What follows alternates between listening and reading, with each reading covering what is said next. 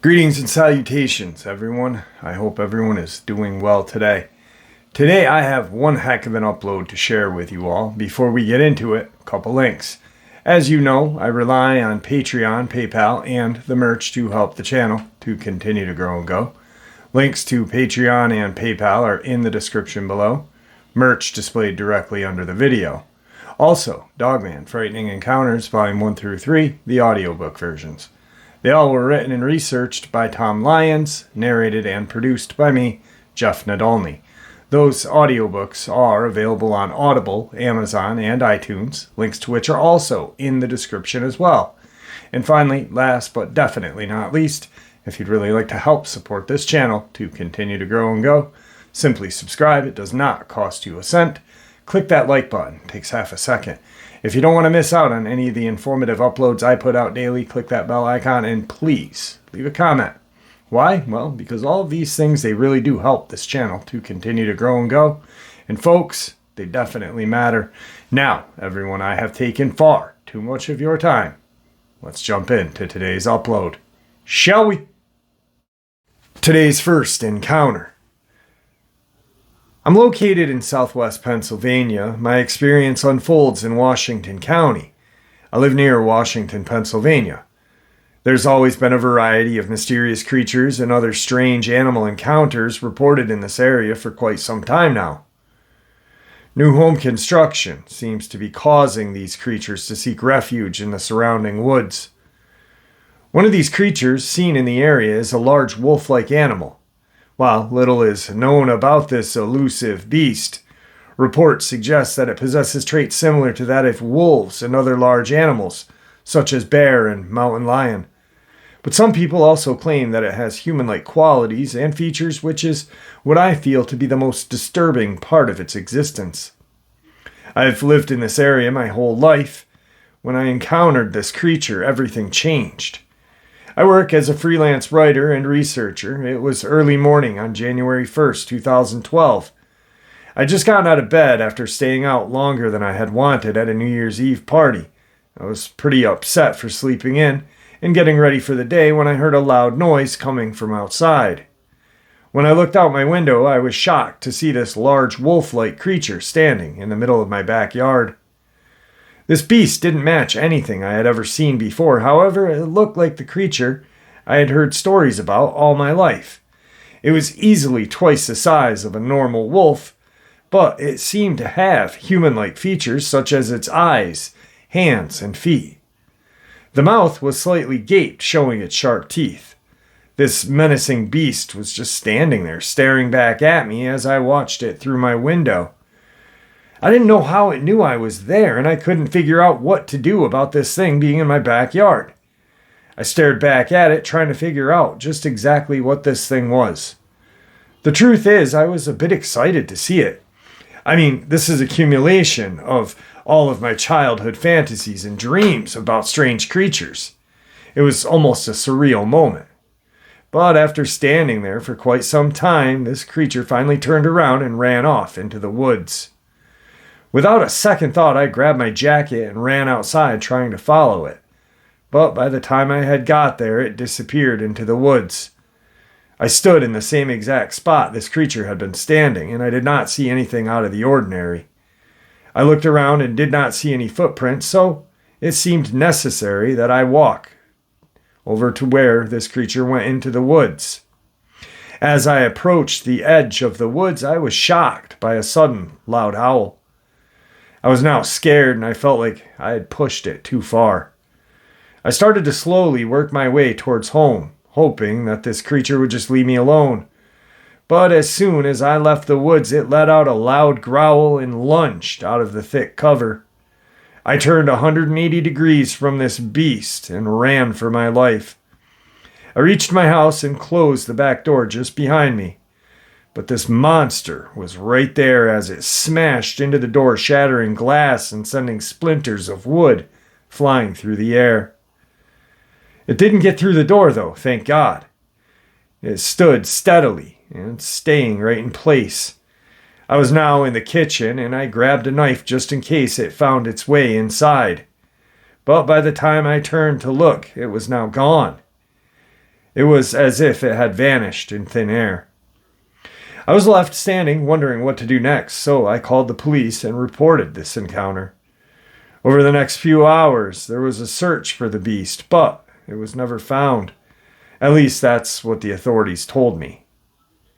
They told me that there was nothing to worry about, and the next day a crew of some sort showed up with cameras and what looked like detectors. However, I have no idea who they were and what they were doing. For me, this creature will always remain a mystery, a sign of something more out there in the world. It's as if I got a glimpse of what could be lurking in the shadows, waiting for their next chance to strike. That reminder is enough to keep me on my toes for the rest of my life. As terrifying as it was, I am actually grateful for the encounter because it validated a lot of my life's interests. Alright guys, I don't know about you, but I would not be so quick to throw my jacket on, run to my backyard, look around at the edge of the woods for a Dogman that was just standing in my backyard. More than likely, I would probably stand inside with my phone, hoping to catch a photo of this thing, and probably wait a half hour to an hour just to make sure this thing was gone. Anyway, today's second encounter is from a gentleman out of Brazil with of Mexican descent, and it is quite strange, and I think you guys will like it. This experience I'm going to tell you is something old. It has been in my family for a long time, and it really happened. It was passed down from generation to generation, from father to son, and it comes from my grandfather's grandfather's time, which happened to be the late 1800s. We do not comment on this story outside of the family, as many do not believe it, but what matters is that it is a true fact that was recorded in the generations of my family, and that will also be passed down to my grandchildren and their grandchildren. From what was passed on to me by my father and grandfather, the memories come from a village, where the nearest town was Acasingo. In this village lived my great-grandfather and his family. His family was poor and without resources, like most people of the region, and they basically lived off the land. They had a small farm where there was a vegetable plantation and some animals such as chicken, cow, and goat. According to my granddad, they had a peaceful and happy life, but without luxury. Everything began to change on a certain night. Everyone in the village saw a very strong light across the sky, which appeared to fall into the woods of a nearby forest.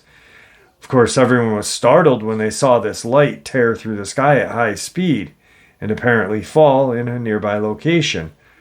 Now, remember, there were no planes at this time, so I can imagine the astonishment that the people of the village had on their face.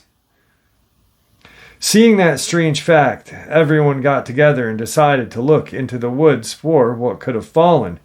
The next day, several men gathered, including my great-grandfather, and went into the direction where the strange light appeared to have fallen, which was a nearby forest.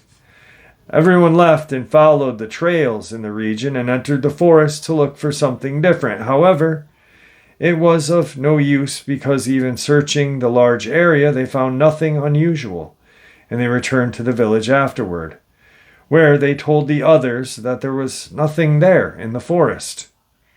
So the people were calmer with the news, but at the same time curious about what that strange light could have been.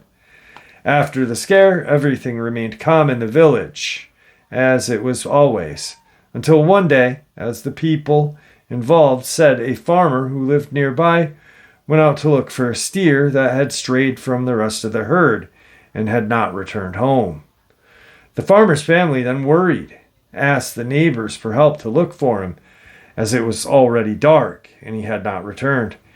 Faced with the request for help, some of the neighbors got together and left with their lamps and torches in search of their missing friend. They searched for many hours in the nearby woods and found nothing.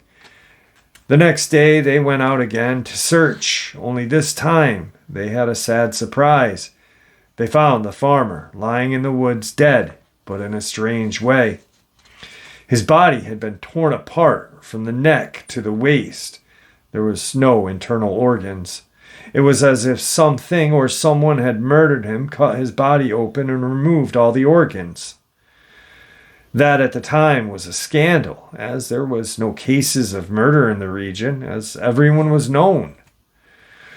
The most that happened was a few thefts of chicken and clothes on the clothesline, nothing more than that. So the police force of the nearest city was called, which did a sweep of the place and some investigation, but to no conclusion was reached because, with the resources being so poor at the time, they did not even identify the type of weapon or object that could have killed the man. Once the burial was done, the mystery remained in the air, and the fear hovered over the villagers, but life continued at its pace. A few weeks after this intriguing fact, another resident mysteriously disappeared. They said he was going to a nearby waterfall. He also did not return home at dark. In the same way as before, but with more fear and caution, the group went out to search, and nothing was found during the night either. The next day the search continued, and at a certain distance after the waterfall, the resident's body was also found, dead, and this time all torn to pieces, as if the beast had attacked him. And, as before, there were no internal organs in his body either. This fact generated general panic in the village, as he was already the second person to die brutally in the mysterious region. Something that had never happened. Again, the police force was called, which, in the same way as before, carried out an investigation and interrogations, but nothing was resolved, saying that maybe it was some kind of wild animal that had killed the resident, devouring his internal organs. No one believed this, as it was not possible that the same animal had killed both people in a similar way, and also completely devoured the internal organs of both. And the rest of the bodies, why weren't they devoured as well?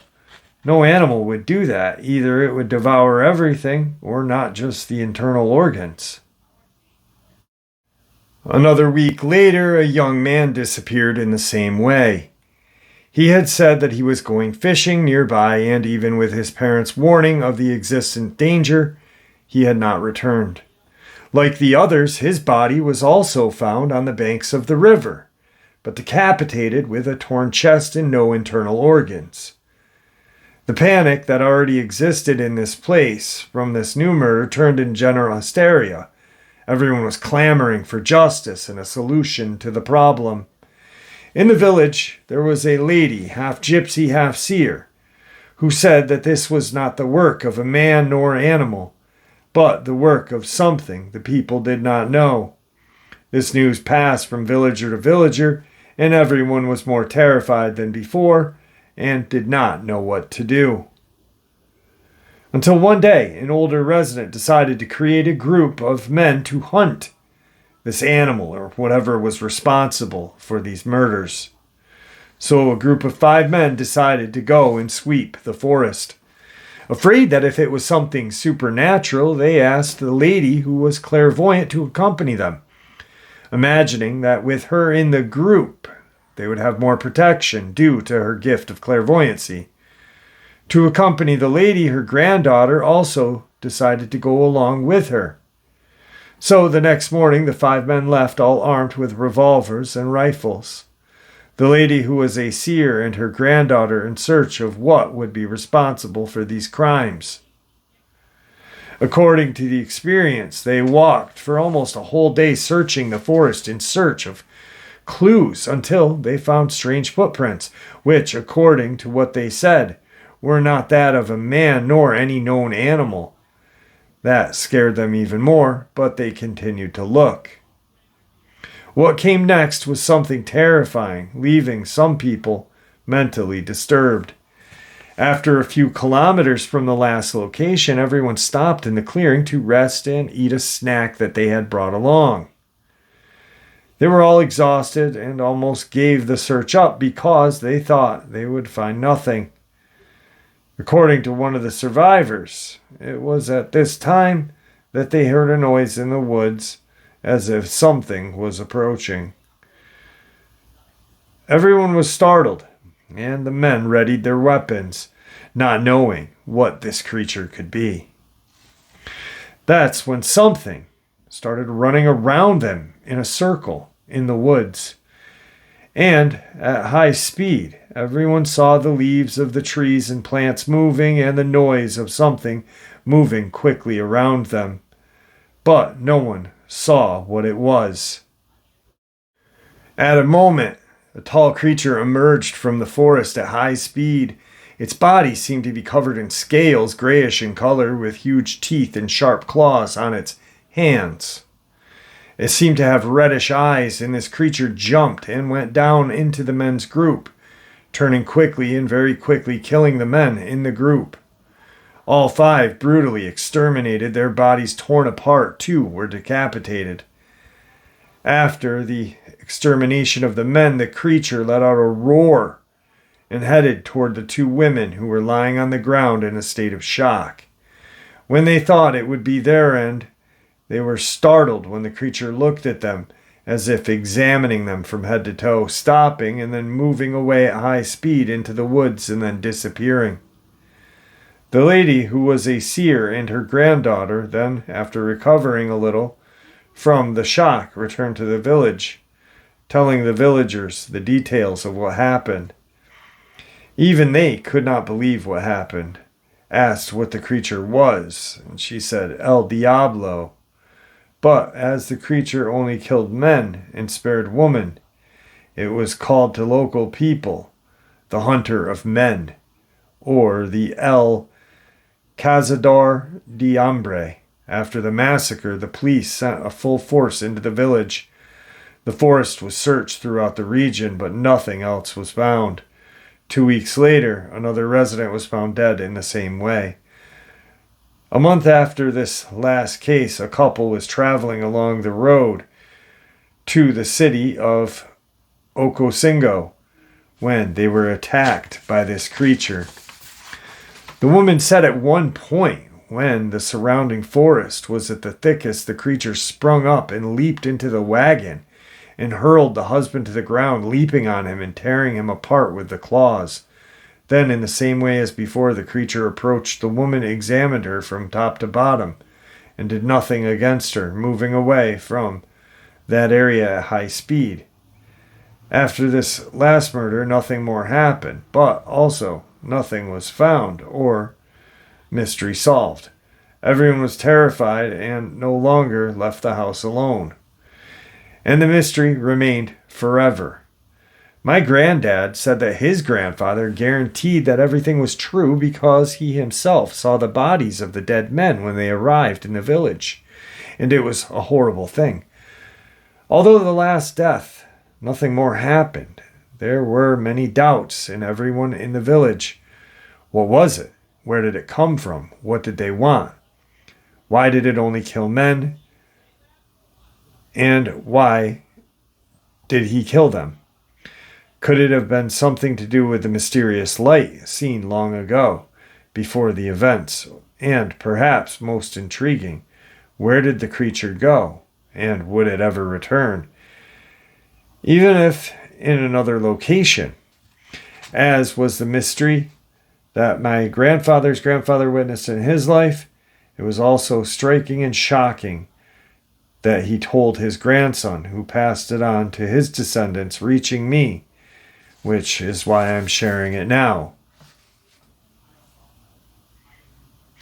For those of you who do not believe, be at peace And when you know that something strange is happening in some forest, go there to check what it could be in person. But remember that this could be your last trip.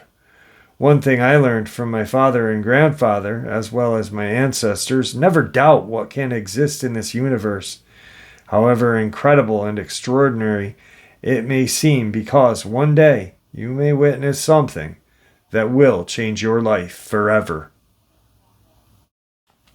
I really like how he ended that by, really saying, hey, if you don't believe this, go out in the woods and look for yourself. But remember, it may be your last time. And, just because we don't see what's in the woods doesn't mean there is not anything in there. And judging on all of the strange things that seem to be going on, like the drying of the Euphrates, strange disappearances, these creatures being seen more and more, I think we may be coming to that level where there may not be turning back for us. And that's why I fight and say, our government needs to share this. They need to say what happened in Dulce. They need to tell us, guys, there are creatures out there. There are portals. There are strange things going on. But then again, how would they look to the rest of the world? So maybe, just maybe, all of their soft disclosures are coming through Hollywood. I mean, it makes sense. The government uses the media for everything else. Why not with a soft disclosure? If you guys think about it, all of these experiences that we hear nowadays that are older resemble these creatures that are in these movies that are, coming out. Dog Soldiers, Descent. Need I say more? Now, let's jump into a couple of subscriber encounters. Jeff, this incident was relayed to me by a former co-worker, and I believe his experience for no other reason than how emotional he was during telling it. So Frank, we'll call him, and his buddy were going to spend a weekend camping and deer hunting. This occurred in northwest Arkansas in Boone County, near the small town of Compton. They took a country road, I don't recall the road number, off of Highway 7 to their camping site that they had used before. It was a flat clearing open for probably 20 to 30 feet, surrounded by heavy forest, around 100 yards off the country. To the east, through the woods, at about 70 yards, the ground drops off rather steeply for about 50 yards. Downhill to a pretty wide and deep creek, they made camp that Friday evening, each having his own tent and pretty much just hanging out there. Being that it was late in the day and November, it was getting pretty dark quick. The evening would prove uneventful. The next morning, they were up and out before the sun hunting. They returned to camp a little before sunset, neither bagging a deer nor starting to make dinner. Well after dark, they could hear something in the creek below them moving around, and in a few minutes could hear something walking through the woods toward their camp, stopping just outside of the campfire light. Now, how these things know how to judge, that is beyond me, but they seem on a regular basis. Anyway, whatever this was doesn't make another sound for 15 minutes, and then starts to circle the camp with brief stops here and there. On the second time around, Frank calls out, "Who's there?" No answer. "We're armed." Still no answer. Now, Frank was well armed with a 30-06 and his buddy had a 12 gauge with slugs. that he had already jacked out and replaced with double-aught buck, probably because it was so dark. So this thing starts moving again, and Frank yells out, "You want to get shot? 'Cause this is how you're going to get shot. Nothing. This is your final warning." It started walking again, and as usual stopped a short ways around. This time sounding closer. Frank took note of where he thought it had stopped and about how high up the chest of a man would be, and sent a round firing. He knew he had hit it. It made the same thump as a deer would. But this was followed by a horrible, ear-piercing scream and yelling as it ran through the woods down to the creek, where they could hear it thrashing and splashing. Then they could hear it heading up the hill on the opposite side of the creek. At this point, they hauled back to the truck and left. I'm not sure they ever went back for their gear, but both were terribly shaken over the incident. Frank's friend refuses to talk about it at all, and to this day Frank isn't sure what he shot. He kept telling me, "I don't know how a person could take a hit like that and run off."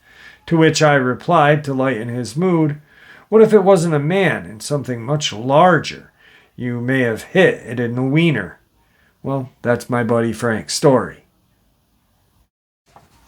All right, and tonight's second subscriber experience, we're just going to refer to this subscriber as John, no last name, and he is out of Tennessee. So here goes. It was a Friday night at around 10:30. I was off for the weekend, and my wife and kid were in bed. I was up watching Yellowstone on TV, a man of my own heart right there, with our old dog laying beside me, late 2022 winter. I bought a sixer, a Miller, on the way home. I paused the TV to get my third beer and finish the episode and go to bed. On my way back to the living room recliner, I saw my dog right up against the wall, hair standing up and tail stiff, growling low. On the other side of the wall was a lean-to shed, 4x10, with my well house, plumbing, and filters, and has a door with a latch but no lock. I could hear something going on out there, and I thought it was people. I've never seen or heard any cryptid other than Bigfoot, which most people know by name. I grabbed my 9mm SIG, M18 handgun, and a flashlight and went outside. It was weird. The dog would not go at all. I eased over and turned the light on, and sticking out the side of the shed was an ass end of a dog, somewhat bushy tail and hind legs. And at the time, it really did not register in my mind the size.